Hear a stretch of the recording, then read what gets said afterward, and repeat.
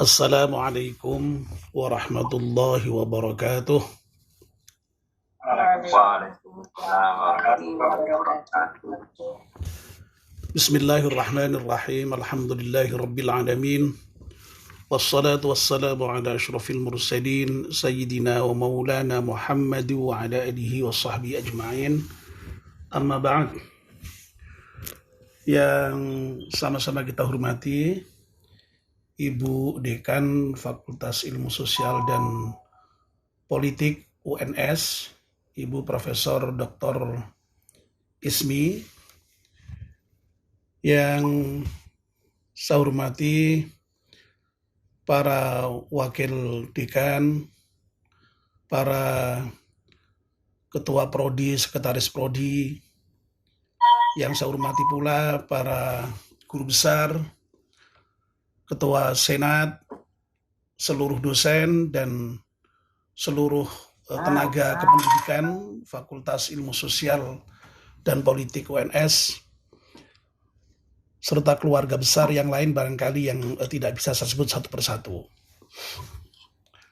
Alhamdulillah, kita panjatkan syukur kepada Allah Subhanahu wa Ta'ala yang pada pagi hari ini berkenan mempertemukan kita di dalam acara silaturahmi tahunan 1442 Hijriah atau 2021 Masehi, FISIP UNS Solo. Ya. Kita bersyukur ya, pada pagi hari ini karena kita kemarin baru saja menyelesaikan ibadah bulan Ramadan. Kita memohon pada Allah Subhanahu wa Ta'ala semoga seluruh rangkaian ibadah kita diterima oleh Allah Subhanahu wa Ta'ala, dan mudah-mudahan kita dijadikan sebagai manusia yang kembali menjadi fitri, menjadi suci oleh Allah Subhanahu wa Ta'ala. Dan kita bersyukur karena pagi ini kita bisa melaksanakan salah satu tradisi pasca Idul Fitri, yakni silaturahim atau halal bihalal. Mudah-mudahan pertemuan kita ini diberkahi oleh Allah Subhanahu wa Ta'ala. Amin ya rabbal alamin. Secara pribadi ya, saya bersyukur ya diundang di dalam acara ini karena saya bisa bersilaturahim dengan saudara saya ini ya, Mas Juber ini saudara saya ya. Lebaran ini belum sempat bertemu ya karena COVID ya. Ini alhamdulillah ada acara ini jadi bisa bertemu. Di samping itu juga saya bersyukur ya karena bisa bertemu Prof. Ismi ya, Bu Dekan ya. Ya. Saya ini juga sama-sama dekan sebenarnya ya. Jadi saya ini dekan juga. Bedanya kalau Prof. Ismi itu dekan sementara ya, paling 1-2 periode lah. Kalau saya ini dekan abadi ini ya. Karena saya itu sering dipanggil dekan ya, tapi bukan dekan dalam jabatan di perguruan tinggi, tapi Pak Desolekan ya. Pak Desolekan itu singkatannya Pak Dekan ya. Nah, ini panggilan kesayangan teman-teman terhadap saya itu ya. Pernah ada cerita menarik itu waktu saya menjadi petugas haji,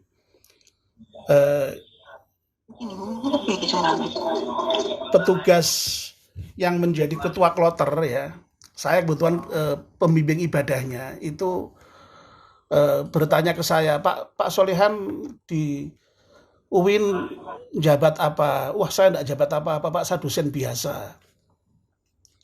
Suatu ketika bertemu dengan salah satu dosen UIN ya, dari jauh memanggil saya, halo Pak Dekan gitu. Ya. Nah, rupa-rupanya teman saya itu lalu sakit hati dengan saya. Rupa-rupanya saya nggak jujur katanya. Loh, ditanya katanya nggak punya jabatan, ternyata dekan toh gitu. Nah, saya diem dulu, saya tak biarin saja gitu kan ya. Selang berapa lama baru saya jelasin. Pak Dekan itu maksudnya Pak Desolekan, bukan kok Pak Dekan yang punya jabatan dekan ya. Wah, dia ketawa ngakak itu. Lalu baru kemudian ikut-ikutan juga panggil Pak Dekan. Ya. Tahun 2011 itu, mungkin karena didoakan Pak Dekan itu, ya, saya itu pulang 2011 itu alhamdulillah tidak jadi dekan, tapi malah diberi amanah jadi pembantu rektor ya.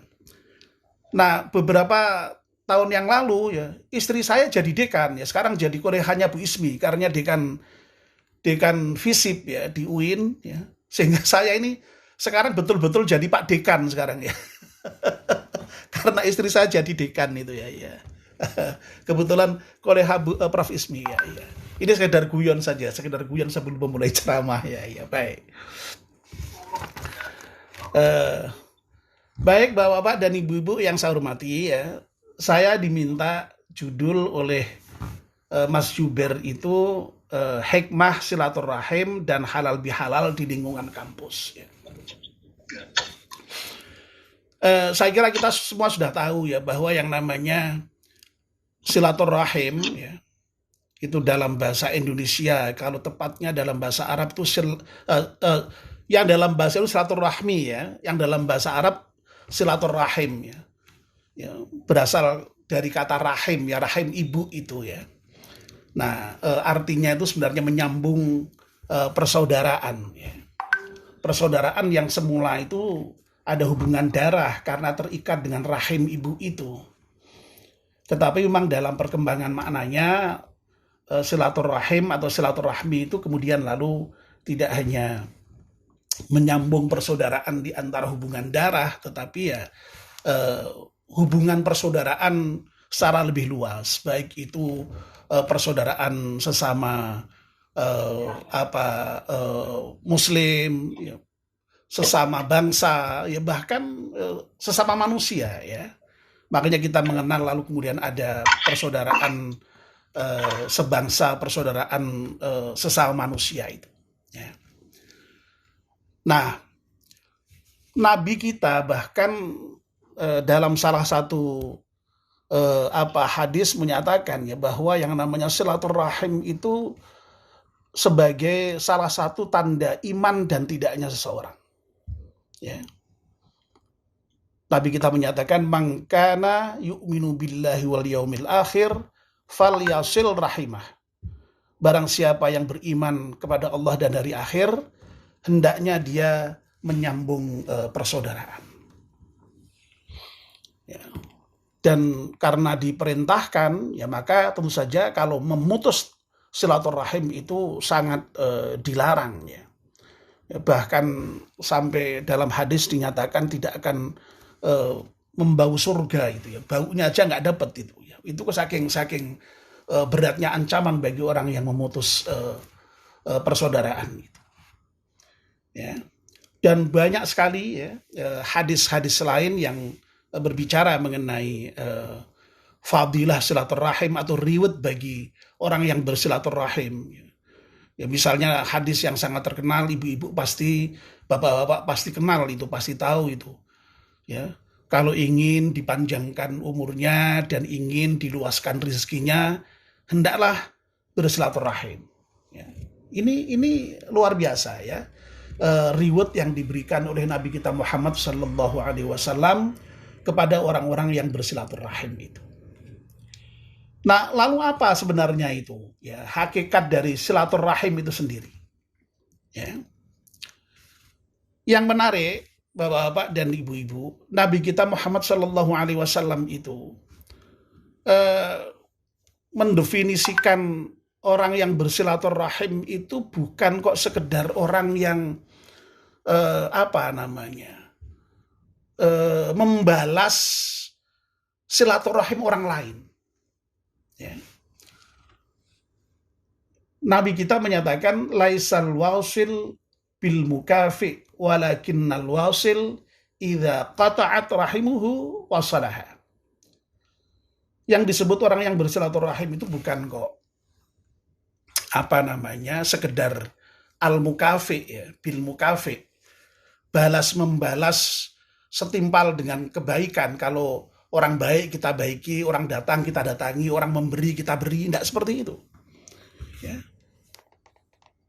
Yang disebut bersilaturahim sungguh-sungguh ya, ini kata Nabi, itu adalah ketika ada saudara kita yang memutus tali persaudaraan dengan kita, kita mau menyambungnya.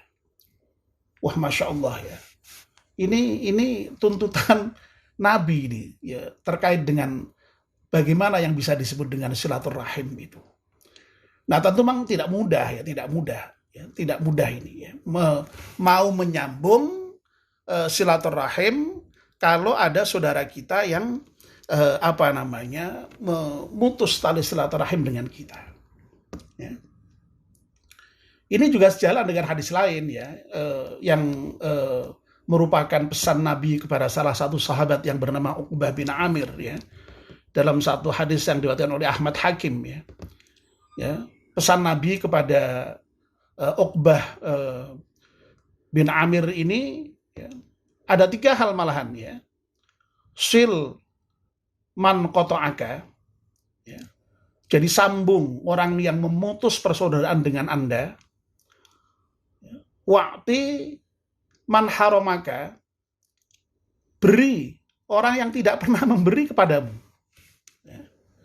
Dan yang ketiga, wa'fu amman zalamaka, dan maafkanlah orang yang menzalimi kamu, orang yang berbuat salah kepadamu. Wah, ra ono sing gampang ya, angel kabeh ya. Jadi menyambung tali silaturahim kalau ada saudara yang memutus.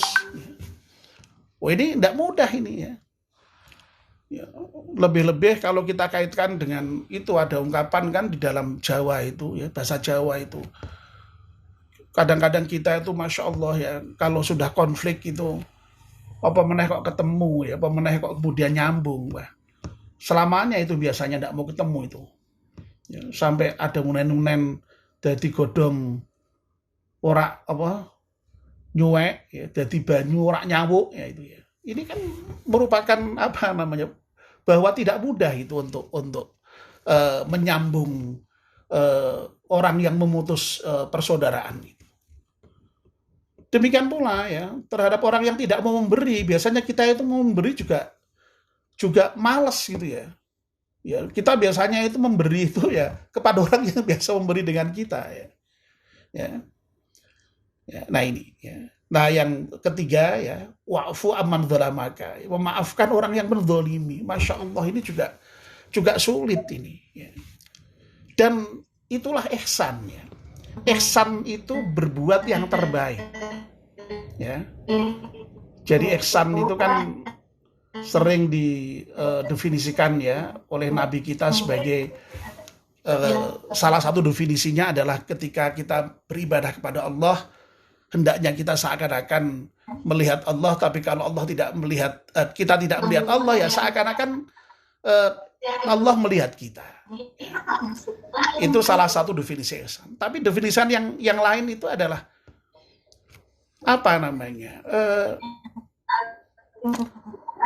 banyak memberikan kewajiban tapi meninggalkan hak. Itu ihsan. Ya. Nah, misalnya tadi itu ya, terkait dengan orang yang jahat kepada kita ya. Misalnya ada orang nempeleng kita misalnya ya. Kalau kita nempeleng orang yang nempeleng kita itu boleh sebenarnya. Itu adil itu. Ya, karena nempeleng dibalas dengan tempeleng, itu boleh, itu adil itu. Tapi memaafkan lebih baik. Ketika tidak membalas nempeleng itu ihsan itu. Berbuat yang terbaik. Ya. Makanya di dalam surat Ali Imran ayat 133 sampai dengan 135 itu Allah menyampaikan di antara ciri orang yang bertakwa itu adalah orang yang mau memaafkan kesalahan orang lain ya, dan orang yang mau maafkan terhadap kesalahan orang lain itu disebut sebagai orang yang muhsin, orang yang berbuat kebajikan. Ya. Jadi Bapak dan Ibu-ibu yang dimuliakan Allah Subhanahu wa taala, jadi Islam itu sekali lagi sangat mengajarkan bagaimana kita mau memaafkan terhadap kesalahan orang lain itu. Nah, Bapak dan Ibu-ibu yang dimuliakan Allah Subhanahu wa taala, Di dalam Al-Quran itu menarik, ya. Ada setidaknya 3 term terkait dengan kata maaf itu. Ya. Dan ini konteksnya diberikan oleh Allah dalam kaitannya dengan kehidupan berkeluarga. Ya. Di dalam surat At-Taghabun, ya, ayat 14, Allah berfirman begini, A'udzubillahi minasyaitonirrajim, Bismillahirrahmanirrahim, Inna min azwajikum wa auladikum aduwwan lakum fahdharuhum wa in ta'fu wa tasfahu wa taghfiru fa innallaha ghafurur rahim. Sesungguhnya di antara istrimu, ya. Jadi kalau mau lebih diartikan secara netral, ya, sesungguhnya di antara pasanganmu, ya, dan juga anak-anakmu itu ada yang merupakan musuh bagimu. Ya. Jadi ini firman Allah ini. Jadi di antara istri kita, suami kita, anak kita itu ada yang jadi musuh bagi kita. Fahdharuhum. Oleh karena itu hendaknya engkau waspada, engkau hati-hati. Ya. Coba ya, kalau idealnya gitu, idealnya ya, yang namanya pasangan, yang namanya anak itu ya jadi teman, ya, saling support, ya, dalam hal berbuat kebajikan tadi itu, ya, yang sudah disampaikan Bu Ismi itu, ya, dalam sebuah organisasi, ya, di kampus itu ya mestinya ya saling sayang, saling mengenal, saling mensupport, saling membantu, ya, saling mendukung supaya seluruh program itu berjalan. Tapi ya, di keluarga, ya, kata Nabi itu ada itu sebagian istri, sebagian anak, dan saya kira juga di komunitas manapun, wong yang dalam komunitas kecil keluarga saja itu ada yang seperti itu kok, apalagi di RT, di RW, di kampus, di masyarakat, di negara, selalu itu ada yang menjadi musuh itu diantaranya. Ya. Nah, pertanyaannya adalah kalau seandainya misalnya ya di dalam keluarga kita itu kok istri kita jadi musuh kita, jadi anak kita jadi musuh kita, ya, nggak sejalan dengan kita, nggak support dengan kita, ya, itu enaknya diapain itu? Ya. Diapain Mas Zubair, Mas? Mas? Dikasih uang yang banyak, Pak Ustadz. Dikasih uang yang banyak. Oh, bagus ya, bagus ya. Ya. Tapi kadang ada yang bilang, wah, dibinasakan aja Pak, kalau nggak bisa dibina. Waduh. Ya. Bro, ya. Pak Zubair putranya cuma 1, jadinya diberi kembang semuanya. Iya. Kan? Makanya ya, jadi bagus tadi itu, makanya ya, bagus ya. Nah, ini coba, ini Al-Quran mengatakan begini ya, mengatakan begini. Kalau ada pasangan kita yang tidak baik seperti itu, ya, anak kita yang tidak baik seperti itu perintahnya itu suruh memaafkan 3 kali itu. Cuma istilahnya berbeda-beda. Wa in ta'fu wa tasfahu wa tahfiru fa innallaha ghafurur rahim. Jadi sebenarnya ta'fu, tasfahu, tahfiru itu secara kebahasaan sebenarnya bisa dimaknai sama, ya, maaf. Ya. Ya. Ta'fu itu ya dari kata-kata afa itu ya sering diterjemahkan dengan memaafkan. Ya. Tasfahu itu dari kata-kata sofaha juga sering diterjemahkan memaafkan. Tahfiru dari kata-kata ghafaro itu juga sering diterjemahkan dengan kata memaafkan. Lah bedanya apa itu kok 3 kata itu digunakan bersama-sama dalam satu konteks ketika menghadapi istri atau saudara, ya, atau bukan saudara, anak, ya, yang kebetulan tadi itu, ya, aduwwun lakum tadi, jadi musuh bagi kita itu. Ya. Nah, jadi kita diminta memaafkan justru kalau ada istri, anak yang tidak beres itu. Ya. Lah kenapa? Logikanya begini. Kalau ada istri atau suami atau anak yang katakanlah salah, ya, itu kan berdosa. Nah, selama dia itu masih berdosa,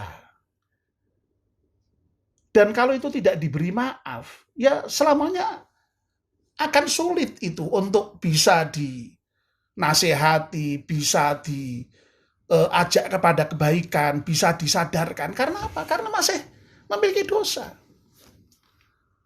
Ya. Nah, oleh karena itu, kalau mau supaya baik, ya maafkan dulu itu. Maafkan dulu, baru kemudian diajak kepada kebaikan. Itu insya Allah akan mudah. Kira-kira begitu logikanya. Ya. Nah, mengenai pengertian tadi ya, ta'fu, watasfahu, wataghfaru ini, wataghfiru ini, kalau kita membaca banyak kitab tafsir, yo penjelasannya macam-macam ya, bisa berbeda-beda antar penafsir dan penafsir yang lain.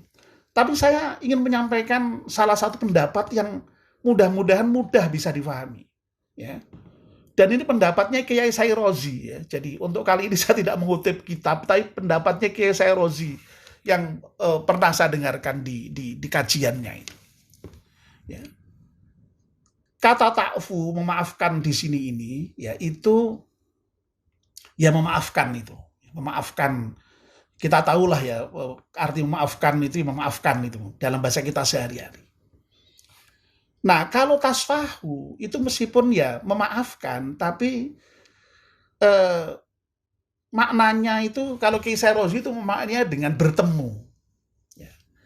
Nah, memang sofaha itu kalau kemudian diberi alif di shotnya, sofaha itu maknanya bersalaman, ya, berjabat tangan.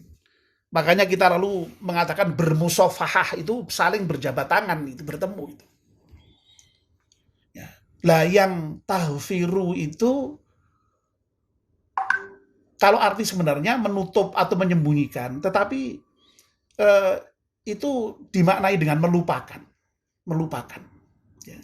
Makanya ada istilah dalam bahasa Inggris itu yang barangkali mungkin kita pernah dengar itu ya. To forgive is to forget. Memaafkan itu melupakan. Nah, itu tahfiru itu. Ghafaro itu. Ya. Nah, prakteknya bagaimana? Begini Bapak dan Ibu-ibu ya. Coba kalau kita itu ada istri kita salah, anak kita salah, atau siapa saja yang salah itu. 3 hal ini merupakan 3 tingkatan ini. Orang mungkin sudah bisa maafkan, ya tak maafke kesalahanmu. Ya. Salah apapun ya udah tak maafkan. Ya. Tapi kalau ditanya misalnya, nah kamu sudah bertemu dengan orangnya. Sudah bisa ketemu. Wah, udah iso aku nak kon ketemu. Duh, sering kali begitu kan? Ya. Sudah memaafkan, tapi untuk bertemu itu masih belum mau itu. Kadang-kadang orang itu. Orang itu biasanya kalau punya kesalahan dengan orang lain, ya nggak seneng dengan orang lain, itu lo ketemu di jalan nih lo, terima balik golek dalan liyane. Ya. Kalau orang itu punya kesalahan dan sedang konflik, ya ketemu di masjid, ya sholat bareng, kok jejer pindah soft liyane. Tidak bisa ketemu, tidak mau ketemu. Ya. Nah, yang ketiga tidak hanya ketemu, melupakan. Piye, wis mbok maaf iki mantumu misalnya. Ya. Kadang-kadang kita pun punya mantu mungkin ya ada masalah itu. Wis mbok maaf ke, wis tak maaf ke. Lah wis ketemu ya wis wong ya kadang-kadang ya wong piye wong karo sok ya karo putu masuk barang ya sok ning omah ya masuk aku rak nemoni tak temoni. Tapi piye wis mbok lalekke masalahe. Wah, nak kon lali ora iso. Nak kon lalekke ora iso. Soalnya sakitnya itu di sini ya. Masya Allah itu ya. Lah piye kok lali piye? Wah, Fortuner anyar deh. Misalnya ya toh. Misalnya saja itu misalnya ya. Misalnya ya. Jadi ini ya, jadi memaafkan itu tadi ya, jadi di saat memaafkan juga kemudian mau bertemu dengan orang yang salah dengan kita itu, lalu juga kemudian mau melupakan itu. Nah ini bisa kita praktekkan di kehidupan manapun, ya, termasuk di kampus ya, di kampus. Kalau di keluarga tadi itu mutlak harus dilakukan itu. Selama kalau tidak dilakukan itu ya selamanya akan susah itu untuk bisa baik kembali. Demikian pun di kampus juga begitu ya. Saya kira tadi sudah dinyatakan ya dalam ikrar tadi itu ya, bahwa dalam pergaulan antar sesama warga kampus itu pastilah ada hal-hal yang kebetulan tidak pas ya, antar sesama pimpinan ya, pimpinan dengan bawahan, bawahan dengan atasan dan seterusnya itu pasti ada itu. Nah, selama itu tidak dimaafkan, ya selamanya akan jadi duri. Ya. Lalu wujudnya kemudian bisa saling tidak mendukung. Tidak mendukung itu bahasa yang sangat halus. Bahkan kemudian bisa saling jegal terhadap program-program yang dilakukan. Masya Allah ya, banyak sekali efeknya kalau yang namanya kesalahan itu tidak dimaafkan. Ya. Nah inilah makanya sekali lagi pentingnya memaafkan itu ya. Jadi luar biasa ya. Tetapi memang harus diakui ya, bahwa yang namanya memaafkan itu tidak mudah. Memaafkan itu susah, berat ya. Karena apa? Pada umumnya kita tuh beranggapan bahwa kalau kita memaafkan itu seakan-akan kita itu lemah ya. Apalagi yang punya kekuasaan ya. Wah, memaafkan itu berat. Wong punya kuasa kok. Ya. Tapi justru dituntut itu untuk memaafkan itu. Ya. Dan kita itu kadang-kadang juga punya kekhawatiran, jangan-jangan kalau dimaafkan tuh kok mengulang lagi kesalahannya. Nah ini pada umumnya hal-hal yang kemudian mengganggu kita, seringkali kita kemudian tidak mau memaafkan itu. Padahal kalau kita itu mau memaafkan, Masya Allah itu ya, manfaatnya besar sekali. Manfaat baik itu bagi orang yang salah kepada kita, dan terutama kepada diri kita sendiri. Itu lebih besar manfaatnya dibandingkan dengan orang yang kita maafkan itu. Ya. Bagi orang yang kita maafkan, ini banyak sudah penelitian dilakukan ya terkait dengan psikologi memaafkan ini ya. Orang yang dimaafkan itu justru malahan ya ada kecenderungan untuk kemudian menjadi baik, tidak mengulang perbuatan yang buruk. Ya. Dan kalau kita mengaca kepada kasus-kasus yang pernah dialami Nabi kita Muhammad SAW menunjukkan hal itu memang. Ya. Jadi terlepas dari tadi hasil-hasil penelitian yang menunjukkan bahwa orang yang diberi maaf itu biasanya cenderung lebih baik begitu. Kalau kita mengaca kepada banyak kasus Nabi menunjukkan itu. Ya. Itulah sebabnya kemudian dakwah Nabi kenapa berhasil itu diantaranya oleh Allah dinyatakan seperti itu. Ya. Fabima rahmatin minallahi lintalahum walau kunta faddan ghalidhal qalbi la faddu min hawlik. Fa'fu anhum wastaghfir lahum wasyawirhum fil amri dan seterusnya itu. Ya. Jadi Nabi itu memang diperintahkan oleh Allah untuk pemaaf, untuk memberikan ampunan kepada orang-orang yang bersalah. Makanya orang-orang yang kemudian bersalah dengan Nabi itu ketika diberi maaf justru akhirnya kemudian masuk Islam gitu. Ya, kita sudah sering itu mendengarkan ya cerita orang yang sering melempari Nabi dengan kotoran, ya. Orang yang pernah mengejar-ngejar Nabi dengan pedangnya, itu ketika dimaafkan nyatanya kemudian masuk Islam.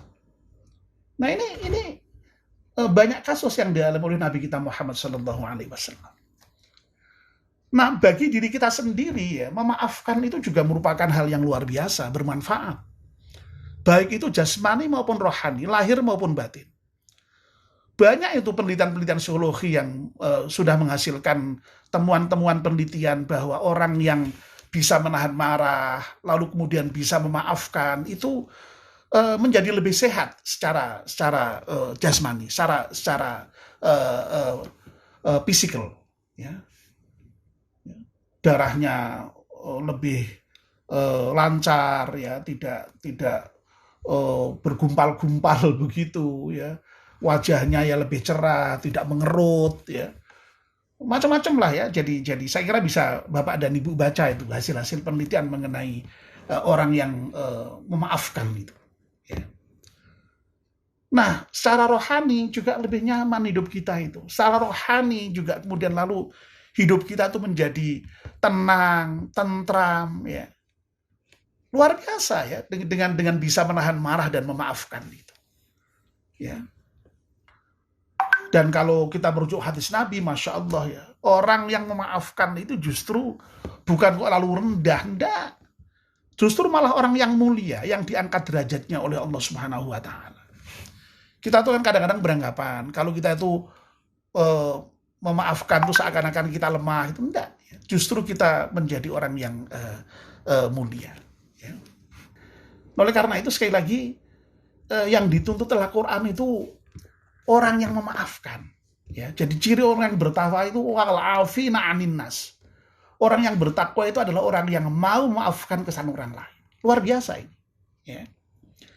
Nah, tentu saja kemudian timbul pertanyaan kan, ya. Lalu yang salah bagaimana? Yang berbuat salah bagaimana? Ya. Nah, yang berbuat salah kewajibannya adalah minta maaf. Ya. Sebab kalau tidak minta maaf dan kalau sampai betul-betul tidak dimaafkan, Masya Allah, itu menjadi catatan di akhirat. Dan itu yang kata Nabi kita Muhammad SAW dalam hadis yang sering disebut-sebut ketika halal bihalal seperti ini, yang bisa menjadikan orang itu sampai menjadi bangkrut itu. Ya. Ya. Jadi Nabi menyatakan begini, ya, kalau kamu pernah menzalimi seseorang, ya, itu mintalah segera untuk dihalalkan. Jadi bahasanya memang minta dihalalkan memang. Ya. Fal yatahallalhu. Tidak minta dimaafkan malah bahasanya, malah minta dihalalkan. Ya. Nah, kalau tidak minta dihalalkan, ya, itu bisa-bisa nanti di akhirat kita bisa menjadi bangkrut. Ya, sebab kata Nabi berikutnya, ya, orang yang disebut dengan orang bangkrut itu adalah ketika orang datang ke akhirat membawa pahala macam-macam, untuk pahala sholat, pahala zakat, pahala puasa. Tapi di samping itu juga membawa dosa ngerumpi orang, dosa memfitnah orang, dosa menyakiti orang. Ya. Nah, sehingga kemudian dosa-dosa ini nanti akan diambilkan dari pahala orang yang tadi berbuat dosa tadi itu. Nah, itu kalau sampai kemudian, ya, pahala-pahalanya itu kok nggak cukup, ternyata dosanya masih banyak, ya, itu sampai bisa bangkrut kata Nabi itu. Ya. Al-muflis namanya, bukan al-mukhlis, ya, al-muflis pakai fa, itu orang yang bangkrut di akhirat itu. Nah, itulah yang kemudian lalu memunculkan tradisi halal bihalal itu, ya, untuk saling maaf-maafkan itu supaya apa? Supaya kita tidak bangkrut nanti di akhirat. Ya. Dan saya pribadi menduga, ya, istilah halal bihalal itu ya mungkin bisa jadi diinspirasi oleh hadis ini. Karena Nabi kita menggunakan istilah fal yatahallalhu. Hendaknya kamu minta dihalalkan. Ya. Nah, lalu kita minta dihalalkan, yang minta dihalali tadi menghalalkan. Lalu kemudian halal bihalal, halal dengan halal. Cuma istilah halal bihalal itu sendiri kalau dalam bahasa Arab memang tidak dikenal. Itu istilah khas orang Indonesia, ya.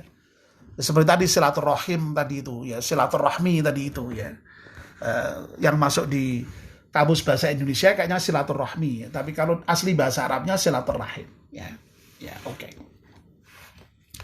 Jadi sekali lagi halal bihalal itu prinsipnya adalah minta dihalalkan atas semua yang salah tadi itu, ya. Yang salah minta maaf, yang disalahi memaafkan. Nah, ini indah sekali dalam Islam, ajaran Islam itu ya. Jadi yang namanya ajaran itu punya khitab ya, masing-masing. Khitab itu apa ya? Khitab itu objek ya, atau sasaran tembak masing-masing. Ya tadi itu, yang salah minta maaf. Yang disalahi itu seharusnya mbok tidak dimintai maaf sekalipun, itu seharusnya memaafkan. Nah, ini indahnya itu. Ya. Apalagi sudah dimintai maaf kok sampai tidak memaafkan, itu salah itu ya. Orang usah dijalui maaf sekalipun itu seharusnya orang yang beriman, orang yang bertakwa itu mau memberi maaf tanpa diminta sekalipun. Dan ini kan indah ini ya, indah. Ya. Jadi sekali lagi ya Bapak-bapak dan Ibu-ibu, indahnya Islam itu setiap ajaran punya sasaran tembak masing-masing, punya khitab masing-masing. Saya contohkan satu lagi misalnya ya. Kalau ada orang berhutang, itu perintahnya bagi orang yang berhutang itu segera bayar kalau memang sudah jatuh tempo. Jadi sekali lagi, perintahnya bagi orang yang berhutang, bayar segera. Kalau memang sudah jatuh tempo. Tapi coba, perintahnya bagi orang yang menghutangi. Masya Allah. Wa in kana dzu usratin fanadhiratun ila maisarah. Kalau sekiranya yang berhutang kepadamu itu kok dalam keadaan susah, ya, tunggu, beri waktu tenggang lagi. Jangan dioyak-oyak, jangan dioyak-oyak, apalagi dipaksa. Ya. Bahkan malah wa antasaddaku khairul lakum. Loh, kalau kamu menyedekahkan lebih baik. Masya Allah, itu ajaran Islam begitu. Ya. Jadi masing-masing punya khitab sendiri-sendiri. Bagi yang berhutang segera bayar, bagi yang menghutangi tunggu sampai longgar. Kalau tidak longgar-longgar, kalau kamu sedekahkan lebih baik. Wah, itu kan luar biasa. Jangan dibalik, ya. Sing berhutang nganggo dalil sing wong sing ngutangi. Loh. Jare Al-Qur'an kuwi, wong iki nak ngutangi wong kuwi kon nunggu sak lenggare, bahkan nak perlu sedekahke. Loh, keliru. Itu perintah untuk yang menghutangi itu. Jangan kok dibalik, ya. Ya. Satu lagi ya, saya contohkan biar ini menjadi akhlak kita ini ya. Bagi orang yang tidak punya, itu perintahnya jangan meminta-minta.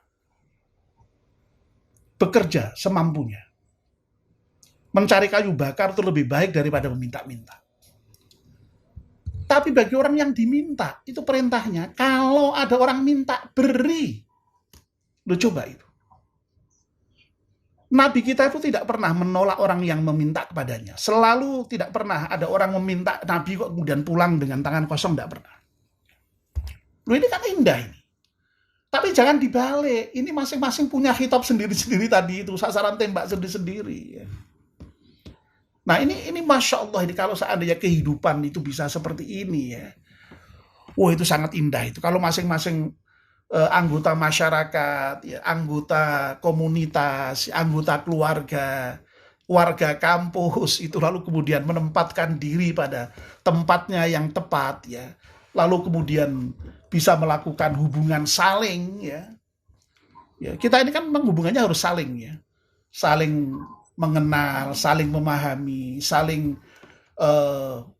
membantu, saling mengasihi, saling menghormati, saling menolong, saling mensupport ya. Oh, kalau itu bisa terjadi ya, Masya Allah luar biasa. Ya, indah sekali. Ya, indah sekali.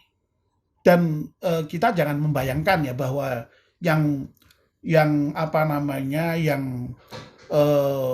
menolong itu pasti orang yang di atas kita, yang orang yang di bawah kita itu pasti dalam posisi ditolong. Tidak seperti itu. Dalam praktek itu hubungannya saling. Bahkan malahan sesungguhnya yang terjadi itu, kita tuh malah sering ditolong oleh orang-orang yang lemah di antara kita. Innama tunsoruna bidu'afaikum. Sesungguhnya kalian tuh sebenarnya lebih banyak ditolong oleh orang-orang yang lemah di antara kamu. Nah coba, kita itu apa mungkin ya bisa melakukan hal-hal yang tanpa pertolongan orang-orang yang lemah itu? Yang nyuci mobil kita itu siapa? Yang ngepel rumah kita itu siapa? Yang masak di dapur kita itu siapa? Kalau nggak ada itu tuh coba bayangkan repotnya kayak apa kita itu. Ya. Oleh karena itu kita harus memposisikan ini sebagai hubungan saling ya, sehingga kalau ini hubungannya saling, insya Allah akan indah. Nah, Bapak dan Ibu-ibu dan saudara sekalian yang dimuliakan Allah Subhanahu wa Ta'ala ya,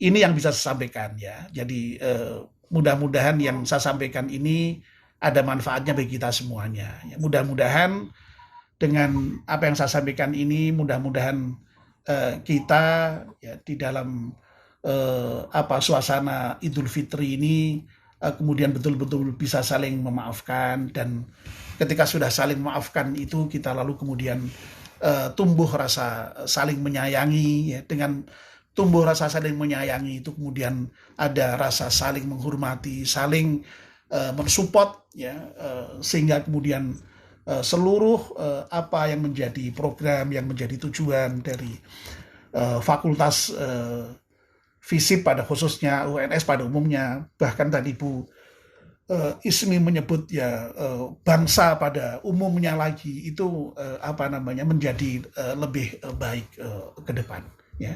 Amin ya rabbal alamin ya. Saya kira itu ya, kurang lebihnya mohon maaf. Saya tidak tahu ini apakah kepanjangan apa enggak. Sekarang jam berapa ya? 11.35 ya. Oh pas, ya pas lah ya. Jadi sekitar 45 menit tadi Mas Zubair menyampaikan ke saya. Mudah-mudahan tidak terlalu kepanjangan. Dan kalau kepanjangan saya juga minta maaf saja lah. Sudah gitu aja. Kalau kepanjangan saya minta maaf ya. Kalau panjang ibadahnya panjang juga, Bro. Alhamdulillah ya. Iya, saya kira itu Prof Ismi yang bisa saya sampaikan ya. Matur nuwun sangat. Mungkin foto dulu ya Mbak sebelum doa ya Mbak. Ya ini yang bisa sampaikan hanya ini. Saya tidak bisa menyampaikan mungkin di luar yang diharapkan ya, tapi inilah yang bisa saya sampaikan ya. Mudah-mudahan apapun bermanfaat bagi kita semuanya. Amin. Ya rabbal alamin ya. Terima kasih. Jadi saya alhamdulillah bisa silaturahim dengan Prof Ismi, dengan Mas Zubair, dan dengan warga FISIP UNS ya. Tahun lalu saya alhamdulillah berkesempatan untuk bersilaturahim dengan warga UNS keseluruhan di acara Ramadan ya. Ini di FISIP, saya bersyukur lah. Jadi mudah-mudahan ini bermanfaat. Dan sekali lagi, kalau ada kesalahan, kekurangan, mohon dimaafkan yang sebesar-besarnya. Wallahul muwaffiq ila aqwamit thoriq. Wassalamualaikum warahmatullahi wabarakatuh.